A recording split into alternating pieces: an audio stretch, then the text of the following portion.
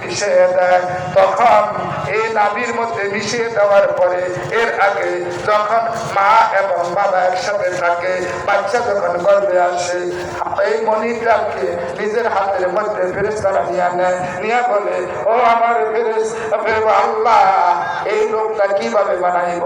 কোন মানুষের 10টা আঙ্গুল, কোন মানুষের 20টা আঙ্গুল, কম বেশ আজকে আছে না?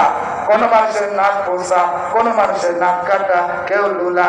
এবার আমার আল্লাহ ডেকে বলে, ফেরেশতারা রে, ও ফেরেশতারা, ফেরেশতারা আল্লাহর আরশের দিকে তাকাও, সেখানে একটা বোর্ড আছে, ওই বোর্ডের মধ্যে কোন ব্যক্তির সূরত কেমন হবে, আকৃতি কেমন হবে, চেহারা কেমন হবে, সেখানে আছে, তাকাও, ওই হিসাবে বানাও। তবে একটা কথা হইলো, নাভির অংশটুকু তোমরা এইখান থেকে ওই জমিনের অমুক জায়গা থেকে মাটি নিয়ে আসবা, সেখানে নাভির সাথে মিশিয়ে দিবা, পরবর্তীতে যখন তার মৃত্যু হবে কবরও ওইখানেই হবে। সুবহানাল্লাহ।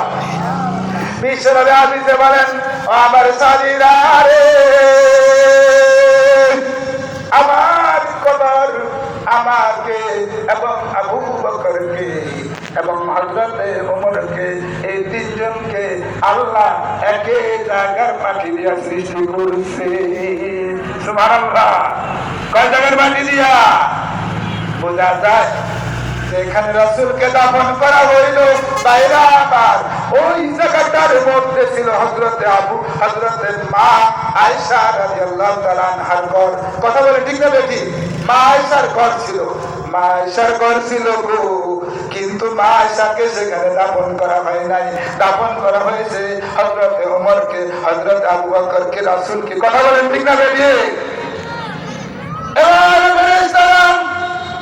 আল্লাহর আদেশ মতে মাটিটা নিয়ে আসে, নাভির মধ্যে মিশিয়ে দেয়।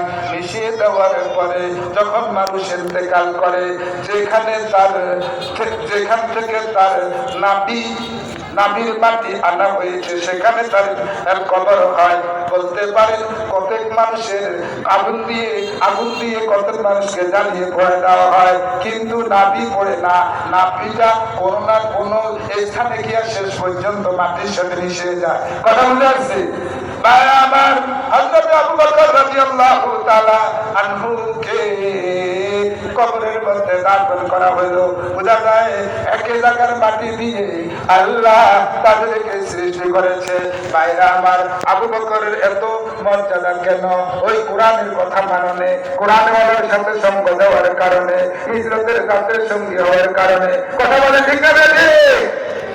ভাইরা আমার, বিশ্বনবী মুহাম্মদ রাসূলুল্লাহ সাল্লাল্লাহু আলাইহি ওয়াসাল্লাম বলেন, নুরানি মাদ্রাসার হুজুররা পড়ায়, খায়রুকুম মান তাআল্লামাল কুরআনা ওয়া আল্লামা। তোমাদের মধ্যে সর্বশ্রেষ্ঠ ব্যক্তি ওই ব্যক্তি যে ব্যক্তি কোরআন শিখে এবং শিখায়। কথা বলেন ঠিক না বেটি? কোরআন শিখে এবং শিখায়। এই হাদিসটা বুঝার জন্য আমি আপনাদের কাছে কয়েকটা কথা পেশ করব। কোরআন কার কালাম? একটু জবাব দিতে হবে। বলেন কার? আল্লাহর কালাম। কথা ঠিক না বেটি? আল্লাহর মর্যাদার সাথে দুনিয়ার কোন মাখলুকের মর্যাদার তুলনা আছে? ইলাদাওয়ালা নিন্দাওয়ালা হাত্তালে মাওলায়াল আনাকামা কানাওয়ালা মিয়াল কাজাওয়ালা। আই বড় কশাজার সুরখা জমি কিসনে বানায়া, তোরে ভাই ये नए सब जैसे बनाया। अफलाक जमी अफलाक जमी अफलाक जमी लोह कलम चालू से तारे, हर चीज में है कुदरत इलाही के नजारे। अल्लाहु अकबर। হাদিসে রাসূল সাল্লাল্লাহু আলাইহি ওয়াসাল্লাম আপনাদের সামনে পেশ করেছিলাম। বিশ্বনবীর হাদিসের মধ্যে আছে,